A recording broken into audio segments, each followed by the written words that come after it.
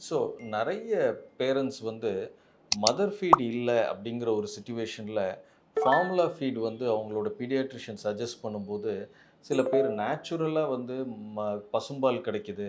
ஏன் அத குடுக்கக்கூடாது? அப்படிங்கிறதுனால, பசும்பால் ஸ்டார்ட் பண்ணிட்டே நெறைய பேரண்ட்ஸ் டயரியாவோட வராங்க. ஸோ இந்த பசும்பால்ல வந்து ஏன் குடுக்கக்கூடாது? அப்படிங்கிறத பத்தி நம்ம சில விஷயங்கள் பார்த்துடலாம். ஸோ பசும்பால் வந்து குழந்தைங்களுக்கு அதுவும் முக்கியமா லெஸ் தென் 1 இயர் இருக்கிற குழந்தைங்களுக்கு குடுக்கும்போது, மைக்ரோஸ்கோபிக் லெவல்ல நெறைய ப்ளீடிங் ஆகுறதுக்கான வாய்ப்புகள் இருக்கு.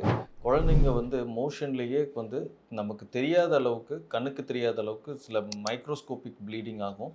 அது இல்லாம பசும்பால்ல வந்து சோடியம் கன்டென்ட் ரொம்ப ஜாஸ்தி, கால்சியம் கன்டென்ட் ரொம்ப ஜாஸ்தி, புரோட்டீனோட திக்னஸ் இதோட நமக்கு தேவையான லெவல் ஆஃப் புரோட்டீன் இல்லாம அத விட மல்டிபிள் டைம்ஸ் ரொம்ப ஜாஸ்தியா இருக்கிறதுனால, குழந்தைங்களோட கட்டும் சரி, கிட்னியுமே வந்து அத ஃபில்டர் பண்ற அளவுக்கு ரெடியாவே இருக்காது.